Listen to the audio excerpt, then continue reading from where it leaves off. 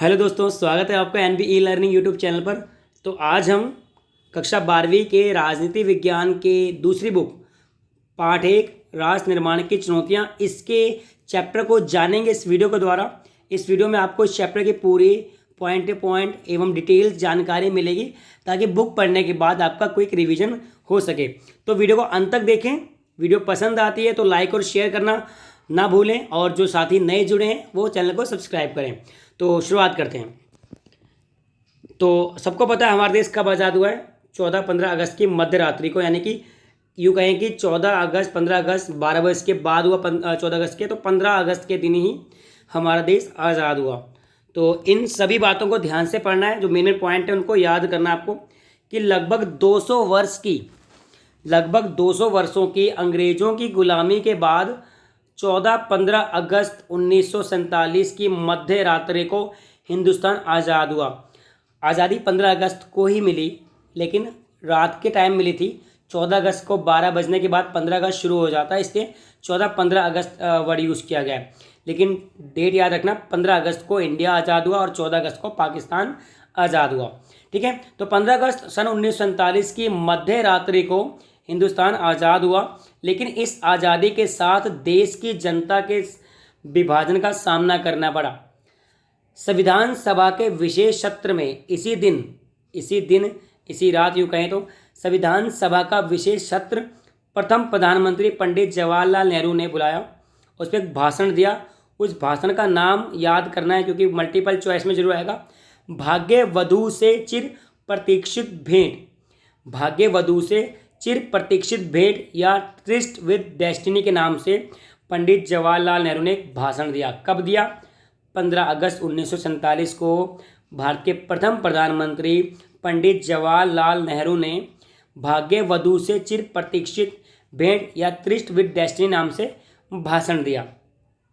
ठीक है, तो मेन पॉइंट क्या क्या बन गया आपके कि 15 अगस्त 1947 को इंडिया आज़ाद हुआ, देश की जनता को विभाजन का सामना करना पड़ा और हमारे देश के प्रधानमंत्री ने, जो उस समय थे, एक भाषण दिया जिसको भाग्यवधू से चिर प्रतीक्षित भेंट या ट्रिस्ट विद डेस्टिनी के नाम से जाना जाता है।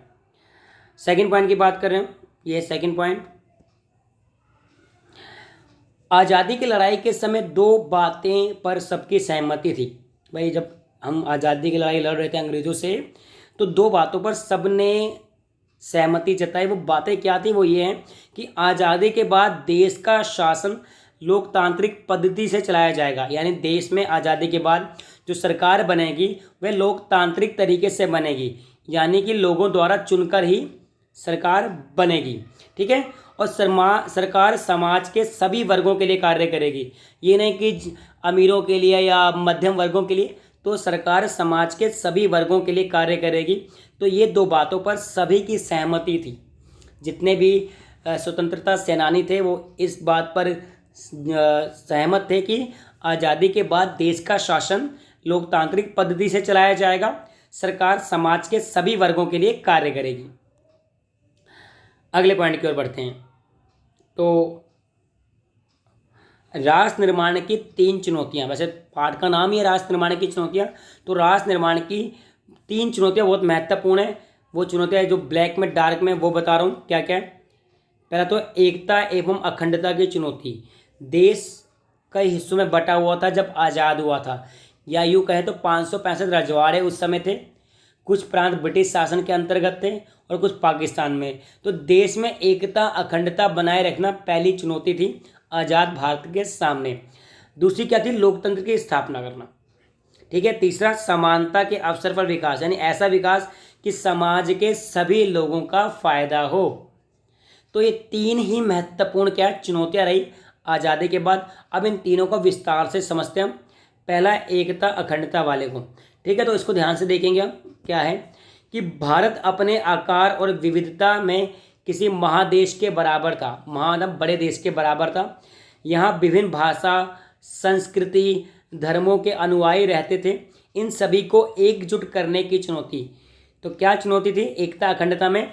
कि विभिन्न भाषाई, संस्कृति, धार्मिक लोगों को एकजुट में करना। ठीक है, बहुत ही पॉलिटिकल साइंस जो क्लास 12th की बहुत ही आसान है, आपको लगा होगा ये। तो इसी को और अच्छा कर सकते हैं, अच्छे नंबर ला सकते हैं। 90+ नंबर आना कोई बड़ी बात नहीं है। तो लोकतंत्र की स्थापना, भारत ने संसदीय शासन पर आधारित प्रतिनिधित्व मूलक लोकतंत्र को अपनाया। और ये प्रणाली कहाँ से ली गई है? ये ली गई है ब्रिटेन से। भारत में संसदीय शासन ब्रिटेन से ही लिया गया है। तो भारत ने संसदीय शासन पर आधारित प्रतिनिधित्व मूलक लोकतंत्र को अपनाया और भारतीय संविधान में प्रत्येक नागरिक को मौलिक अधिकार तथा मतदान का अधिकार दिया। मौलिक अधिकार अमेरिका से लिया गया है। तो भारतीय संविधान में प्रत्येक नागरिक को मौलिक अधिकार तथा मतदान का अधिकार दिया। ठीक है, ये लोकतंत्र वाला हो गया। और तीसरा समानता, ये क्या कह रहा है कि ये कह रहा है कि ऐसा विकास जिससे संपूर्ण समाज का कल्याण हो, ना कि किसी एक वर्ग का, अर्थात सभी के साथ समान व्यवहार और सामाजिक आर्थिक रूप से वंचित उनका भी विशेष सुरक्षा दी जाए। जो लोग ओबीसी, एसटी, अल्पसंख्यक, उनको विशेष सुरक्षा दी जाए। तो अगर आपके सामने परीक्षा में क्वेश्चन आता है कितनी चुनौतियों की बात करें? 3। कौन कौन सी? एकता एवं अखंडता, लोकतंत्र की स्थापना, समानता पर आधारित विकास। इनके बारे में डीपली आ जाए। किस की? विभिन्न भाषा, संस्कृति, धर्मों को एकजुट करना क्या है? एकता। और वोट डालना, लोकतंत्र। ठीक है, आगे बढ़ते हैं।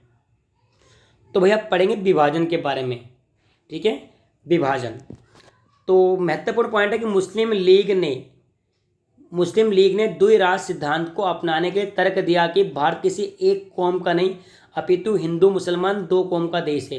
ये क्वेश्चन बनेगा कि किसने ये कहा कि भारत एक कौम का देश नहीं 2 कौमों का देश है? तो मुस्लिम लीग ने कहा। यानी मुस्लिम लीग ने ही द्विराष्ट्र सिद्धांत को प्रतिपादित किया। यानी द्विराष्ट्र सिद्धांत का जो कंसेप्ट लेकर आए वो मुस्लिम लीग के लोग लेकर आए। इन्होंने कहा कि भारत एक समुदाय का नहीं, एक कौम का नहीं, 2 कौमों का देश है। ठीक है, और इसी कारण मुस्लिम लीग ने मुसलमानों के लिए एक अलग देश यानी पाकिस्तान की मांग करी कि एक ऐसी जगह दो जहाँ पर सिर्फ मुसलमान रहेंगे और वो मुस्लिम देश माना जाएगा। ये किसने कहा? मुस्लिम लीग ने। तो हमारे देश का विभाजन करने का श्रेय जाता है मुस्लिम लीग को। ठीक है, अगला, भारत के विभाजन का आधार धार्मिक बहुसंख्या को अपनाया। वर्ल्ड में पहली बार ऐसा विभाजन हुआ इतिहास में जो धर्म के आधार पे हुआ। हालांकि विभाजन होता है कई आधार पे होता है कि यहाँ के लोग दक्षिण कोरिया, उत्तरी कोरिया, पश्चिमी पूर्वी, लेकिन दुनिया में पहली बार जो 2 देश बने वो धर्म के आधार पर बने। ठीक है, जिससे कई प्रकार की समस्याएं उत्पन्न हुई। वो समस्याएं क्या हैं वो पॉइंट टू पॉइंट बता रहा हूँ मैं आपको। तो सबसे पहले ये मेन पॉइंट बनेगा कि किसने द्विराष्ट्र सिद्धांत को दिया? मुस्लिम लीग ने दिया। और किसने ये कहा कि 2 कौमों का देश है? मुस्लिम लीग ने कहा। तो कौन कौन सी समस्याएं हुई विभाजन के बाद? कि मुसलमानों की संख्या के आधार पर पाकिस्तान में 2 इलाके शामिल होंगे, पश्चिमी पाकिस्तान और पूर्वी पाकिस्तान। इसके मध्य में भारतीय भूभाग का बड़ा विस्तार रहेगा। यानी एक तो पश्चिमी पाकिस्तान जिसे आज पाकिस्तान के नाम से जानते हैं, और एक पूर्वी यानी बांग्लादेश के नाम से। तो भाई बांग्लादेश में भी मुसलमान ज़्यादा थे और पाकिस्तान में। तो मुसलमानों की जनसंख्या के आधार पे पाकिस्तान में 2 इलाके दिए गए, पश्चिमी पाकिस्तान और पूर्वी पाकिस्तान। और एक और महत्वपूर्ण, मुस्लिम बहुल प्रत्येक इलाका यानी कि सारे मुसलमान पाकिस्तान में जाना चाह रहे थे, नहीं था ये। ऐसे बहुत सा मुस्लिम बहुल इलाका था यानी बहुत जनसंख्या वाला जो कि इंडिया में ही रहना चाहता था। मुस्लिम बहुल प्रत्येक इलाका पाकिस्तान में जाने को राजी नहीं था।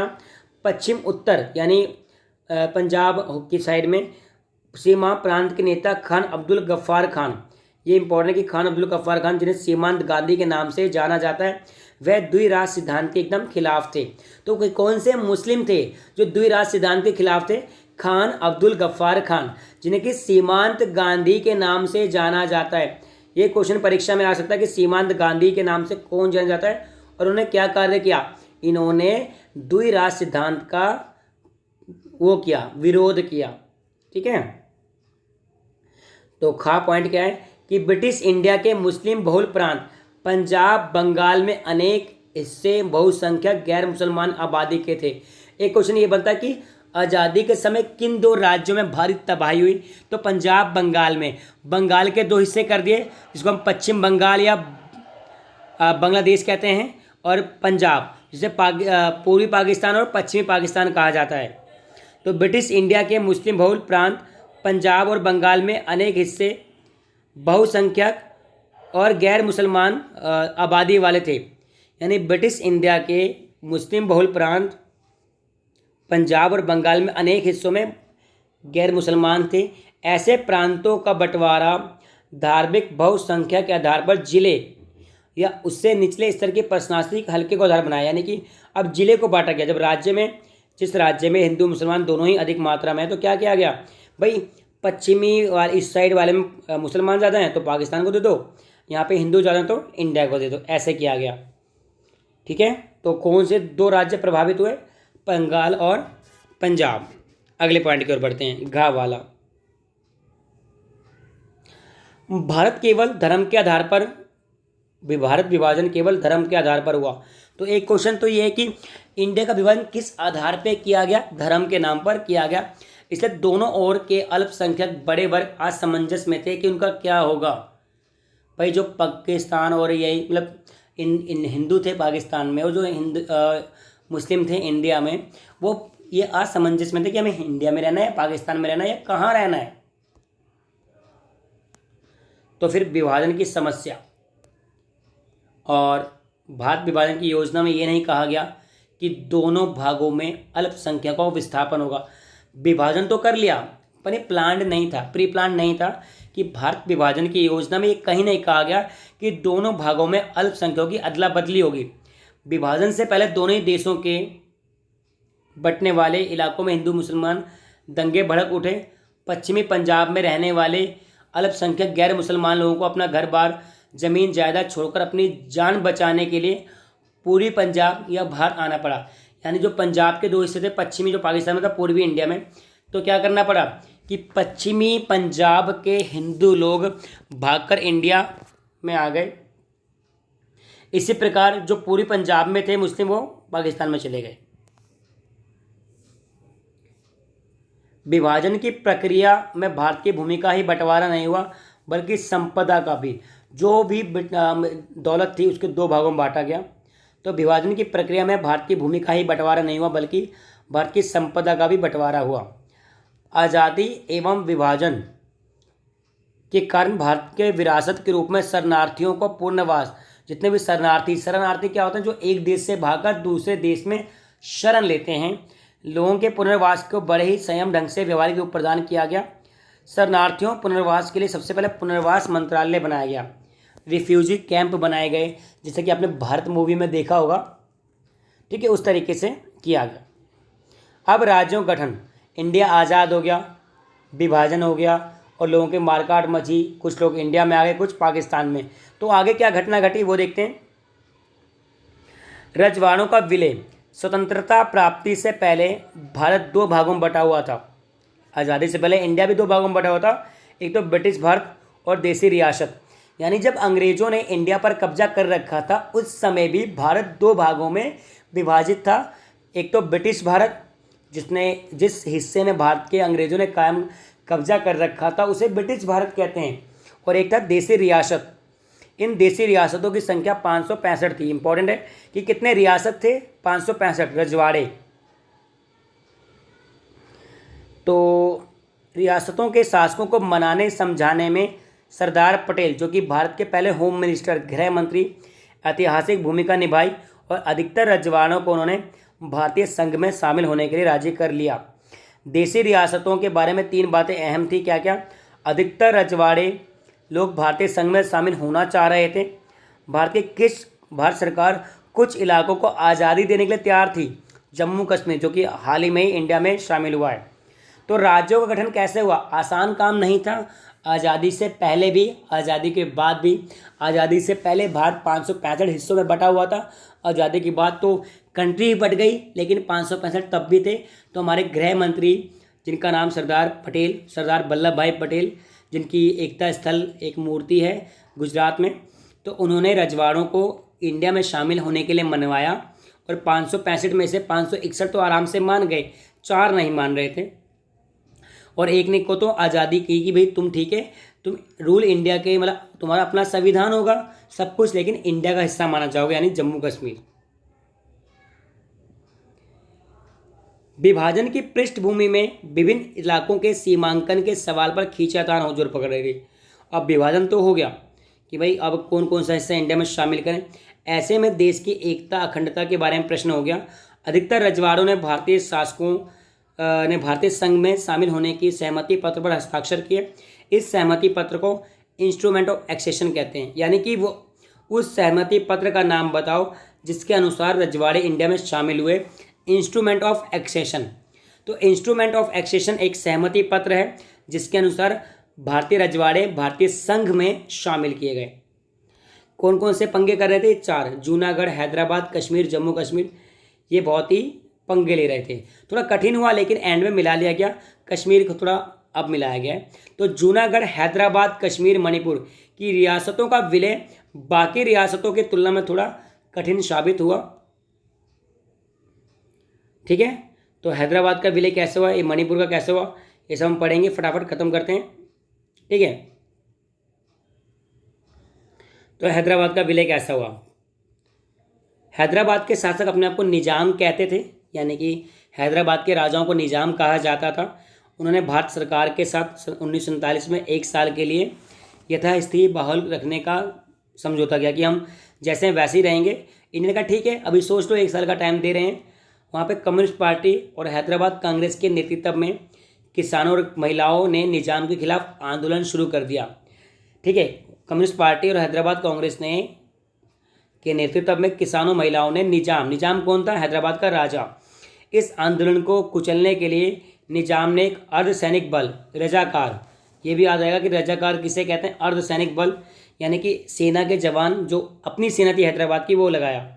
इसके जवाब में भारत सरकार ने सितंबर 1948 में सैनिक कार्यवाही की और निजाम को आत्मसमर्पण करने पर मजबूर किया और इस प्रकार ये इंडिया में शामिल हुआ। यानी हैकड़ी दिखा रहा था कि भाई मैं नहीं शामिल होऊंगा, तो इंडिया ने क्या किया, भाई होना तो बताओ वरना उड़ा दें, तो अंत में इसको मानना पड़ा। ठीक है, तो इस तरीके हैदराबाद की कहानी की चौड़ा हो रहा था स्टार्टिंग में। बाद में इंडिया सरकार ने क्या किया, भारत सरकार ने सैनिक कार्रवाई के द्वारा इसको मिला लिया सितंबर 1948 में। अब पढ़ते हैं जूनागढ़ के और मणिपुर के बारे में।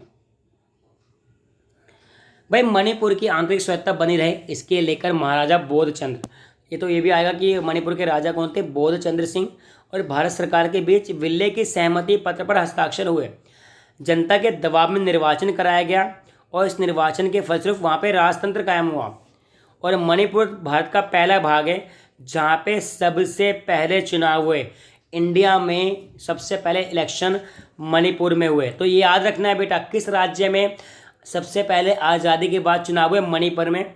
सार्वभौमिक वयस्क मताधिकार के आधार पर जून 1948 में चुनाव हुए। कहाँ पर? मणिपुर में। आगे राज्यों का पुनर्गठन, राज्यों का दोबारा से गठन। तो औपनिवेशिक शासन के समय प्रांतों का गठन प्रशासनिक सुविधा के अनुसार, यानी जब इंग्लैंड ने कब्जा कर रखा था तो जितने राज्य ऐसे कब्जा कर रखा था कि अंग्रेजों लोग आराम से इस पर शासन कर सकें। लेकिन स्वतंत्र भारत में भाषाई और सांस्कृतिक बहुलता के आधार पर राज्यों का गठन मांग की। अब पहले मराठा था जिसमें गुजरात और महाराष्ट्र दोनों शामिल थे। तो जो अंग्रेजों ने इस पर एक कर रखा था वो प्रशासन के जरिए से कि भाई यहाँ पे समुद्र तट पास है तो यहाँ पे व्यापार अच्छा होगा, तो ये मराठा है। लेकिन बाद में आज़ादी के बाद लोग कहे कि हमारी भाषा को ये लोग नहीं मान रहे, तो भाषा के आधार पर राज्यों को बनाया गया, तभी आज जाके 28 राज्य बने। तो भाषा के आधार पर प्रांतों गठन का पहला मुद्दा कांग्रेस ने नागपुर अधिवेशन 1920 में शामिल किया। तेलुगु भाषी लोगों ने मद्रास प्रांत के तेलुगु भाषी इलाकों को अलग करने के लिए तो सबसे पहला राज्य आंध्र प्रदेश बना था। मद्रास से अलग होकर सबसे पहला भाषा के आधार पर राज्य कौन बना? आंध्र प्रदेश।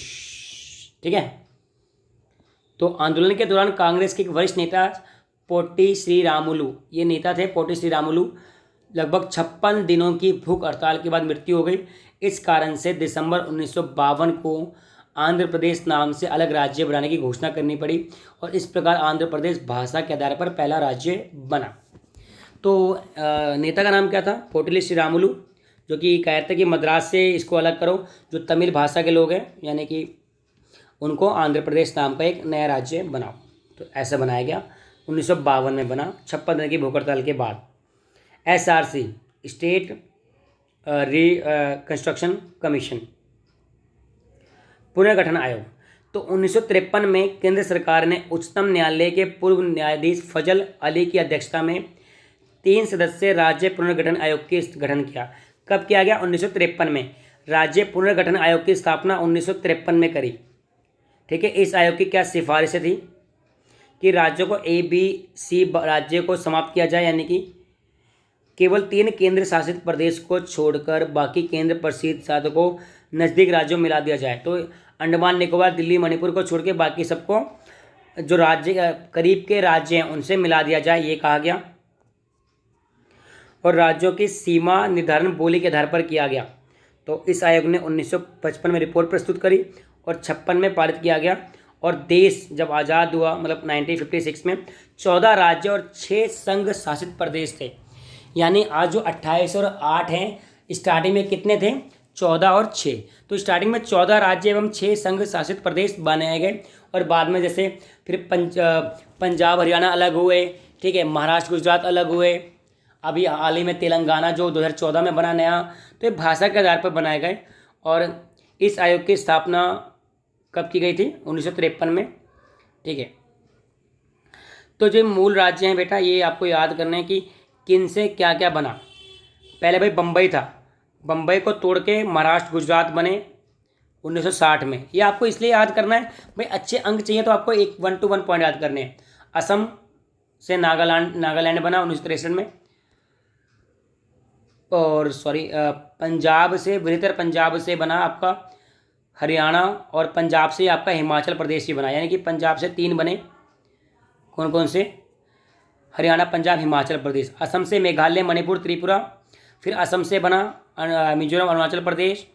और उत्तर प्रदेश से बना आपका उत्तराखंड, और बिहार से झारखंड बना। MP, ये सब 2000 में बने। कब बने? सन 2000 में 3-4 राज्य बने।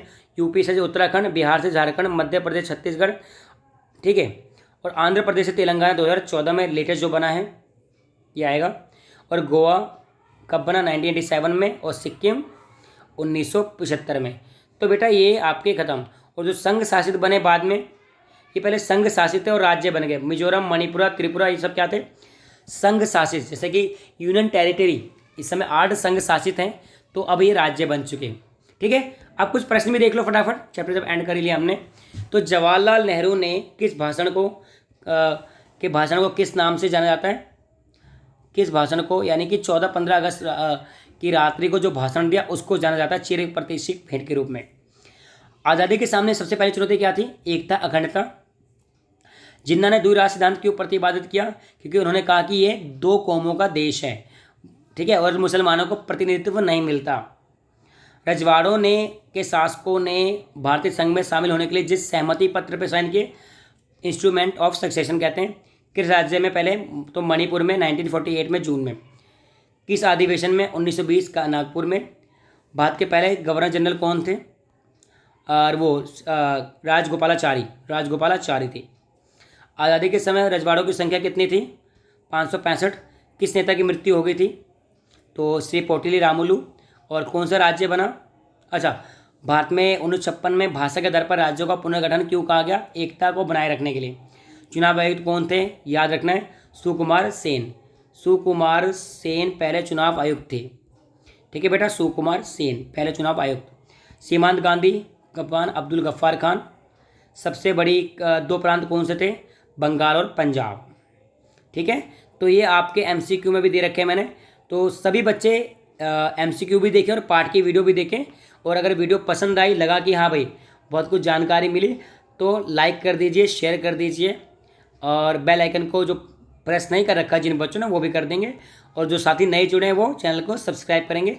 धन्यवाद।